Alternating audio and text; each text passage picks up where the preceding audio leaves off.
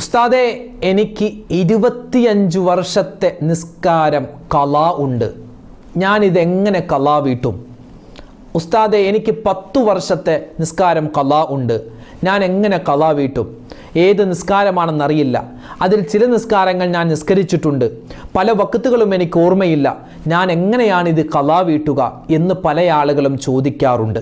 അവർക്കുള്ള മറുപടി ഇതാ, കേട്ടോളി. ഫർള് നിസ്കാരം ഖളാ ഉള്ളവർ സുന്നത്ത് നിസ്കരിക്കാൻ പാടില്ല എന്ന ഈ ഒരു വാചകം ശരിയാണോ ഉസ്താദെ എന്നൊരു സഹോദരി ചോദിച്ചിരുന്നു.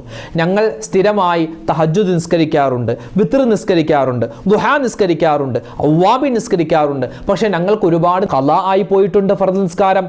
എങ്കിൽ ഞങ്ങൾക്ക് ഈ സുന്നത്തായ നിസ്കാരങ്ങൾ നിസ്കരിക്കാൻ പാടില്ലേ? എന്താണ് ഇതിൻ്റെ സത്യാവസ്ഥ എന്തെന്ന് ഈ വീഡിയോയിൽ പറയുന്നുണ്ട്, കേട്ടു നോക്കുക. ഒരുപാട് ഫർള് നിസ്കാരങ്ങൾ ഖളാ ഉണ്ട്. ഈ ഫർള് നിസ്കാരങ്ങൾ ഖളാ വീട്ടുമ്പോൾ ഉസ്താദെ, ആ ഏത് നിസ്കാരമാണെന്ന് നിജപ്പെടുത്തേണ്ട ആവശ്യമുണ്ടോ? ഉദാഹരണം പറഞ്ഞാൽ 2018 നവംബർ മാസം 14-ാം തീയതിയിലെ ളുഹർ നിസ്കാരം ഖളാ ആയി, അല്ലാഹു തആലാക്ക് വേണ്ടി ഞാൻ നിസ്കരിക്കുന്നു എന്നാണോ ഖളാ ആയി പോയ നിസ്കാരം ഖളാ വീട്ടുമ്പോൾ നിയ്യത്ത് വെക്കേണ്ടത്? ഒരു സഹോദരി ചോദിച്ചതാണ്. എന്താണ് അതിൻ്റെ ഉത്തരം? ഒരു മനുഷ്യൻ നിസ്കരിക്കാൻ നിൽക്കുമ്പോൾ അവൻ്റെ ചുറ്റിനും ശൈത്വാൻ ഇങ്ങനെ വട്ടം കറങ്ങുമെന്നാണ്. എന്നിട്ട് 7 തരത്തിലെ വസുവാസുകൾ, ഷർറുകൾ അവനക്ക് ഇട്ടുകൊടുക്കും. ഏതാണ് ആ ശൈത്താൻ ഇട്ടുകൊടുക്കുന്ന 7 വസുവാസുകൾ? ഈ വസുവാസുകൾ മാറാനുള്ള 2 പ്രധാനപ്പെട്ട മരുന്നുകൾ കൂടി നമുക്ക് ഈ വീഡിയോയിൽ കേൾക്കാം. അവസാനം വരെ കാണണേ, മറ്റുള്ളവർക്ക് കൂടി എത്തിച്ചു കൊടുക്കണേ.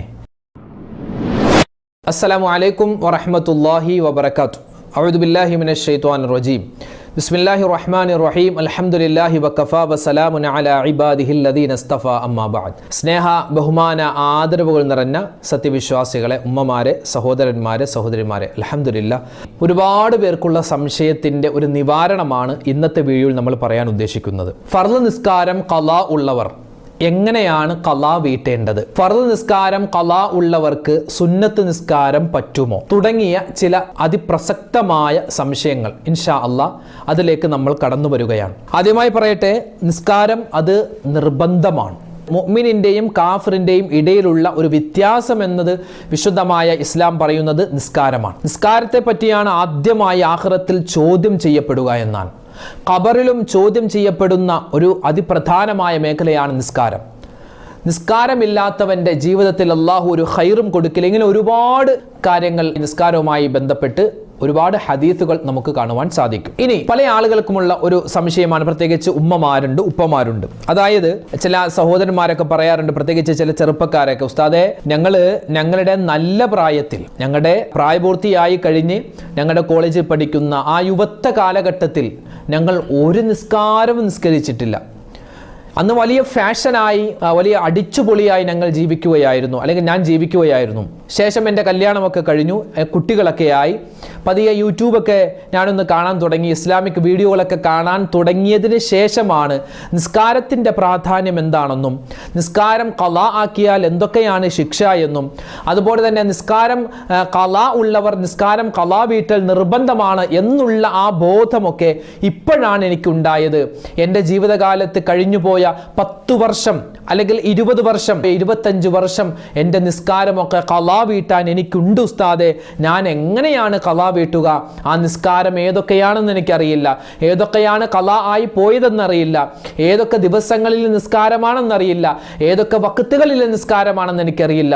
എനിക്ക് കഴിഞ്ഞ 25 വർഷത്തെ നിസ്കാരം ഖളാ ഉണ്ടെന്ന് മാത്രമേ എനിക്കറിയാവൂ. ഞാൻ എങ്ങനെയാണ് ഈ നിസ്കാരങ്ങൾ ഖളാ വീട്ടേണ്ടത് എന്ന് ഒരു സഹോദരന് അല്ലെങ്കിൽ ഒരു ഉമ്മക്ക്, ഒരു സഹോദരിക്ക് ഈ ഒരു സംശയമുണ്ടായാൽ അവർക്കുള്ള മറുപടി മഹാനായ സക്കരിയുൽ അൻസാരി റഹ്മത്തുള്ളാഹി അലൈഹി മഹാനവർകൾ രേഖപ്പെടുത്തി വെക്കുന്നുണ്ട്. ഒരാൾക്ക് 25 വർഷത്തിന് ശേഷമാണ് കുറ്റബോധം ഉണ്ടാകുന്നത്. റബ്ബേ, എൻ്റെ നിസ്കാരം ഒരുപാട് ഖളാ ആയല്ലോ, ഇങ്ങനെ നടന്നാൽ ശരിയാവില്ലല്ലോ, എനിക്ക് മരിക്കേണ്ടവനാണ്, ഞാൻ മരിച്ചു കഴിഞ്ഞാൽ എനിക്ക് സ്വർഗത്തിൽ പോകണമല്ലോ, സ്വർഗത്തിൽ പോകണമെങ്കിൽ എനിക്ക് ഖളാ ആയി പോയ നിസ്കാരം ഖളാ വീട്ടണമല്ലോ, അപ്പോൾ ഞാൻ എന്ത് ചെയ്യും? ഇവിടെ മഹാനവർകൾ പറയുന്നു 25 വർഷം. ഒരു ഉദാഹരണം പറഞ്ഞതാണ് 25 വർഷം, ചിലപ്പോൾ അത് 6 വർഷമായിരിക്കാം, 7 വർഷമായിരിക്കാം. അതായത് നമ്മൾ ആ നിസ്കാരമില്ലാത്തൊരു കാലഘട്ടമുണ്ടല്ലോ, അത് ഏതാണെന്ന് നമ്മൾ കണക്ക് കൂട്ടുക. 25 വർഷം ഏകദേശം 125 വഖത്തുകൾ നമുക്ക് ഖളാ ആയിട്ടുണ്ട് എന്ന് വിചാരിക്കുക. അതായത് 125 ദുഹർ നിസ്കാരം, 125 അസ്ർ നമസ്കാരം,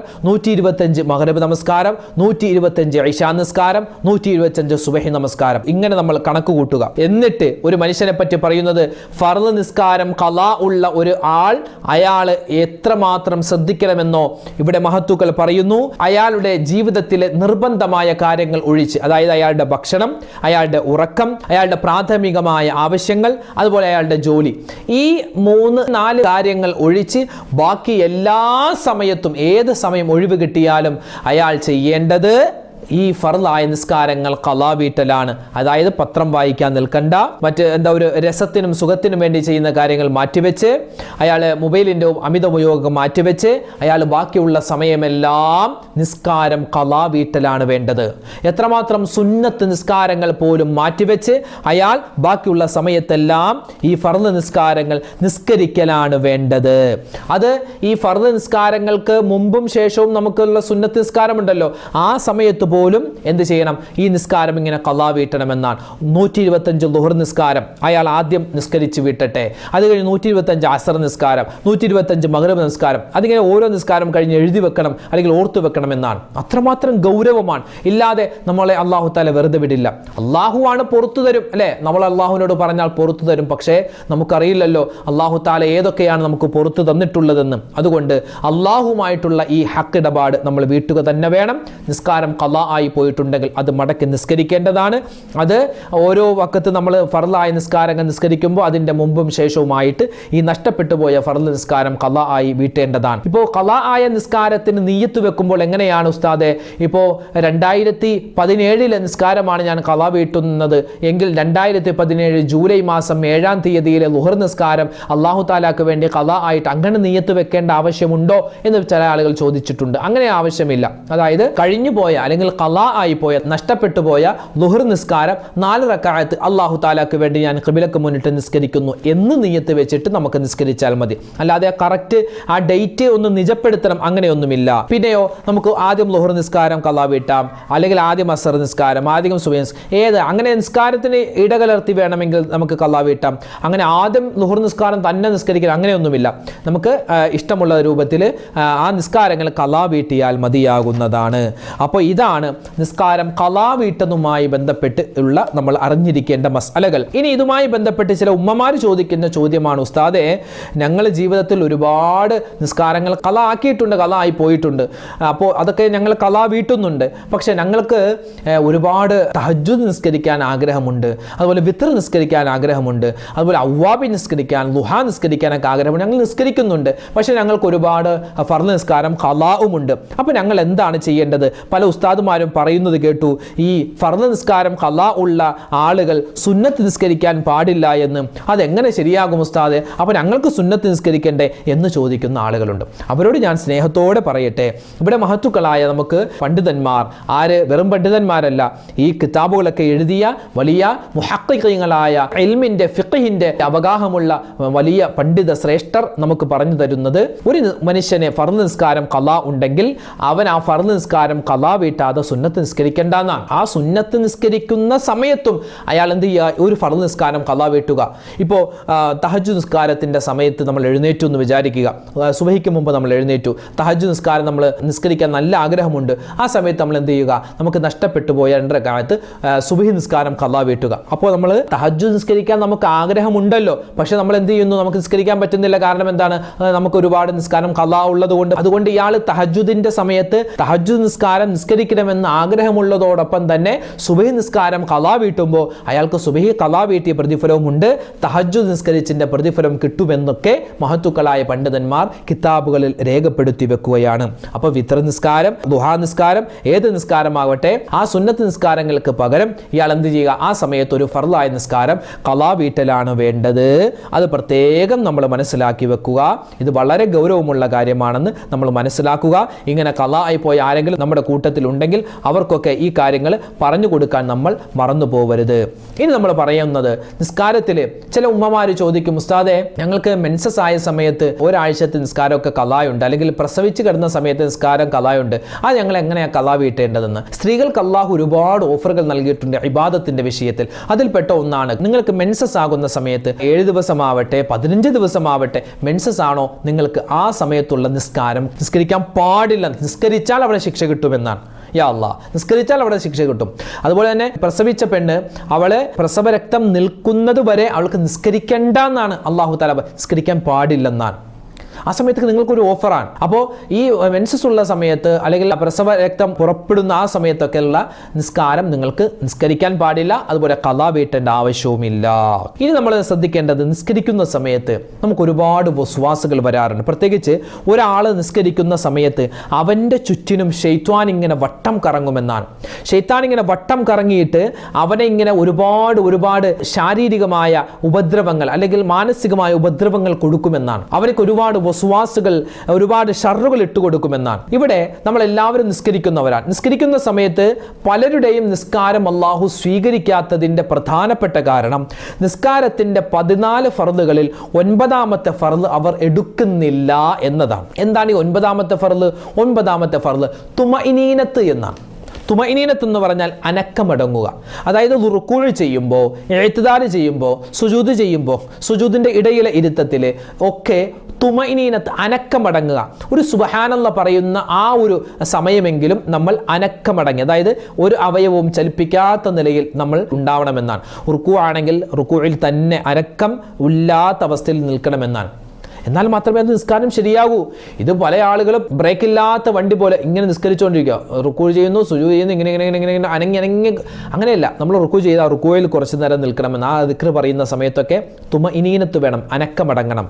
അത് പല ആളുകൾക്കുമില്ല. മഹത്തുക്കളായ ഉലമാക്കൾ പറയുന്നു, ഒരു മനുഷ്യൻ അവൻ നിസ്കരിക്കുന്ന സമയത്ത് സബഅത്തു അശിയാഅ ഫി സ്വലാത്തി മിനശ് ശൈത്വാൻ, 7 കാര്യങ്ങൾ ശൈത്വാനിൽ നിന്നുണ്ടാകുമെന്നാണ്. ഒന്നാമത്തേത് അർറുആഫ്. ഇത് ചില ആളുകൾക്കാണ് ഉണ്ടാവുക, തരിമൂക്ക് പൊട്ടി, അതായത് മൂക്കിൽ നിന്ന് രക്തം വരും. വളരെയധികം വിരളമായി കാണുന്ന ഒരു ശൈത്വാനിക ഉപദ്രവമാണ്. നിസ്കരിക്കാൻ നിന്നാൽ മൂക്കിൽ നിന്ന് രക്തം വരും, അല്ലെങ്കിൽ വായിൽ നിന്ന് രക്തം വരും, ചെവിയിൽ നിന്ന് രക്തം വരുന്ന ഒരു അവസ്ഥ.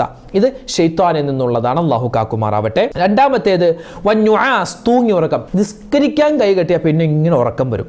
എന്താണെന്നറിയില്ല, ഇങ്ങനെ ഉറക്കം വന്നുകൊണ്ടിരിക്കും. സുജൂദിൽ ഉറക്കം, അത്തഹിയാത്തിൽ ഉറക്കം, ഇങ്ങനെ ഉറക്കം വന്നേകൊണ്ടിരിക്കും. അത് ശൈത്താൻ്റെ ഉപദ്രവമാണ്. 3 സമയത്തുള്ള ഉറക്കം അള്ളാഹുവിന് ഇഷ്ടമല്ല.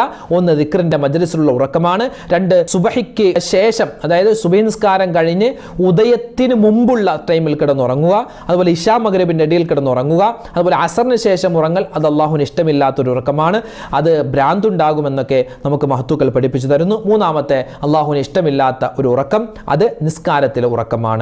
അതുപോലെ 3ാമത്തെ വസ്വാസാണ്. ഫാത്തിഹ ശരിയായോ, സൂറത്ത് ഓതിയോ, സൂറത്ത് ശരിയായോ, നിയത്ത് വെച്ചോ, നിയത്ത് ശരിയായോ, റുക്കൂഅ് ചെയ്തായിരുന്നോ, റുക്കൂഅയിൽ എത്ര പ്രാവശ്യം ദിക്ർ പറഞ്ഞു, ഇങ്ങനെ ഒരുപാട് വസ്വാസുകൾ ഇങ്ങനെ വന്നുകൊണ്ടിരിക്കും. അതും ശൈത്താനിൽ നിന്നുള്ളതാണ്. 4ാമത്തേത് കൈകെട്ടിയ അപ്പ കോട്ടുവാ തുടങ്ങി ആന്നൊക്കെ പറഞ്ഞു, ഇങ്ങനെ നിസ്കാരത്തിൽ ആന്നൊക്കെ പറയും. അതായത് അർത്ഥമുള്ള ഒരക്ഷരമോ അർത്ഥമില്ലാത്ത 2 അക്ഷരമോ ഉച്ചരിക്കാൻ പാടില്ലെന്നാണ്. ഉച്ചരിച്ചാൽ നിസ്കാരം ബാത്തിലാകും. ഇവിടെ എന്നൊക്കെ പറഞ്ഞിങ്ങനെ എന്താ പറയുക, നമ്മൾ സാധാരണ നിസ്കാരത്തിലല്ലാത്ത സമയത്ത് ഒരു റാഹത്തായിട്ട് കോട്ടുവായിടുന്നത് പോലെ നിസ്കാരത്തിലും ഇങ്ങനെ കോട്ടുവായിടുകയാണ്. അതുണ്ടാവാൻ പാടില്ല. അതുണ്ടായാൽ അതൊരു ശൈത്താൻ്റെ ഷർറാണ്. അങ്ങനെ കോട്ടുവാ ഇടാൻ പാടില്ല ഉസ്താദ്, ഞങ്ങൾ കോട്ടുവാ വന്നാൽ എന്ത് ചെയ്യും? കോട്ടുവാ നിസ്കാരത്തിൽ വന്നാൽ നമ്മുടെ ഇടത് കൈയുടെ ഈ പുറം ഭാഗം വെച്ച് നമ്മളിങ്ങനെ അമർത്തി പിടിക്കണം. അല്ലാതെ ഇങ്ങനെ വെറുതെ കൈയൊന്നും വെക്കാതെ എന്ന് പറഞ്ഞിങ്ങനെ വാ തുറന്ന് വെക്കരുത്. അതൊരു അദബ് കേടാണ്.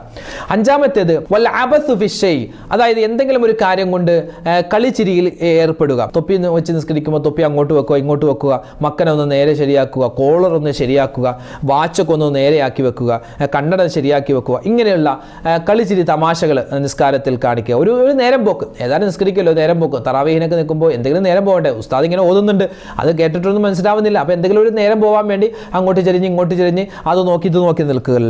ഇതെന്താണ്? ശൈത്താനിൽ നിന്നുണ്ടാകുന്നതാണ്. 6ാമത്തേത് വൽ ഹഖാഖ്, ചൊറിച്ചിൽ.